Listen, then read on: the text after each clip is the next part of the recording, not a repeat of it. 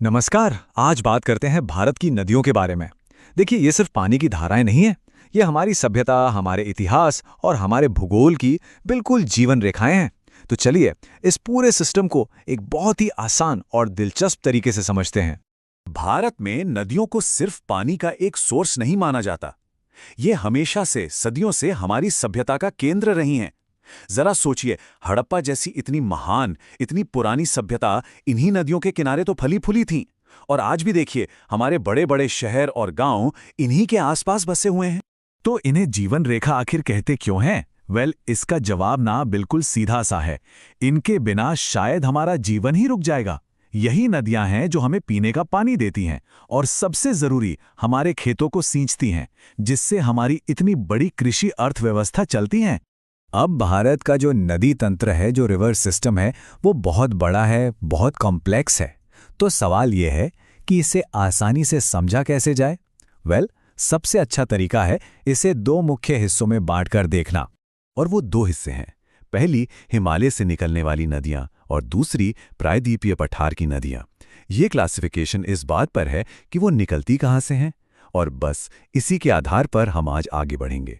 तो चलिए शुरू करते हैं हिमालय की उन विशाल नदियों से। ये सिर्फ नदियां नहीं हैं, ये सचमुच में पहाड़ों से निकलकर मैदानों तक जीवन पहुंचाने वाली धमनियों की तरह हैं। अच्छा, इन नदियों की कुछ खास बातें हैं।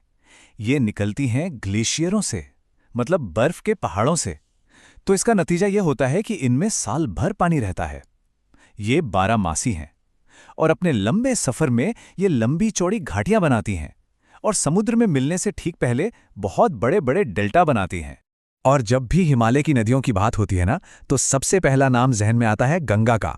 और हो भी क्यों ना, पूरे 2525 किलोमीटर की लंबाई के साथ ये भारत की सबसे लंबी नदी जो है, ये गोमुख ग्लेशियर से निकलती है, बंगाल की खाड़ी में गिरती है और यमुना जैसी कई बड़ी सहायक नदियां इसके सफर में इससे आ मिलती हैं।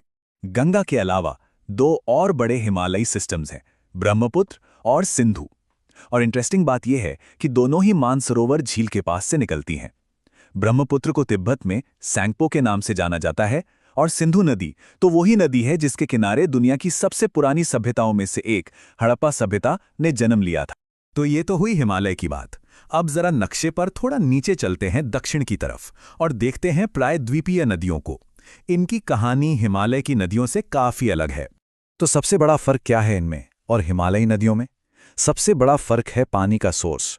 ये ग्लेशियर पर निर्भर नहीं करती, इनका सारा दारोमदार बारिश पर है। इसीलिए इनमें पानी का बहाव मौसम के साथ बदलता रहता है। हाँ, ये हिमालयी नदियों से छोटी होती हैं, पर इनका बहाव काफी तेज होता है और ज्यादातर नदियां पूर्व की ओर बहती हैं, बंगाल के खाड़ी में।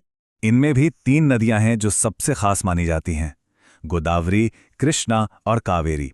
गोदावरी तो इतनी विशाल है कि उसे प्यार से दक्षिण की गंगा भी कहते हैं, और कावेरी तो दक्षिण भारत के लिए इतनी जरूरी है, इतनी महत्वपूर्ण है कि उसे वहां की जीवन रेखा माना जाता है।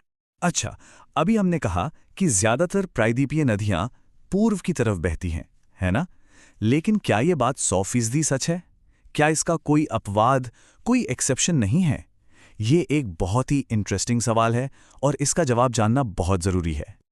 और जवाब है नहीं, सब नदियां पूरब की ओर नहीं बहती। नर्मदा और ताप्ती, ये दो ऐसी बड़ी नदियां हैं जो इस पैटर्न को तोड़ती हैं।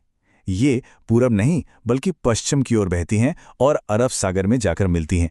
ये पॉइंट एग्जाम के लिए बहुत जरूरी है, इसे याद रखिएगा। तो सवाल उठता है कि भाई ऐसा क्यों? बाकी सब पूरब जा रही हैं तो ये पश्चिम क्यों? वजह है इनकी ज्योग्राफी। नर्मदा एक भ्रंश घाटी में बहती है, जिसे इंग्लिश में रिफ्ट वैली कहते हैं। ये मतलब जमीन के धंसने से बनी एक घाटी है और इसी का ढलान इसे पश्चिम की ओर ले जाता है। चलिए, अब तक हमने जो कुछ भी समझा है उसे फटाफट कुछ जरूरी पॉइंट्स में रिवाइज कर लेते हैं। ये वो फैक्ट्स हैं जो अक्सर एग्जाम्स में सीधे सीधे पूछ लिए जाते हैं। तो कुछ मुख्य बातें जो हमें हमेशा याद रखनी हैं। भारत की सबसे लंबी नदी कौन सी है? गंगा। दूसरा, दक्षिण की गंगा किसे कहते हैं? गोदावरी को। तीसरा, वो कौन सी मुख्य नदी है जो भ्रंश घाटी में बहती है? नर्मदा। और आखिरी, दुनिया का सबसे बड़ा डेल्टा, वो है सुंदरबन, जिसे गंगा और ब्रह्मपुत्र मिलकर बनाती हैं। और अंत में एक सवाल मैं सबके लिए छोड़ रहा हूं जिस पर सोचने की जरूरत है।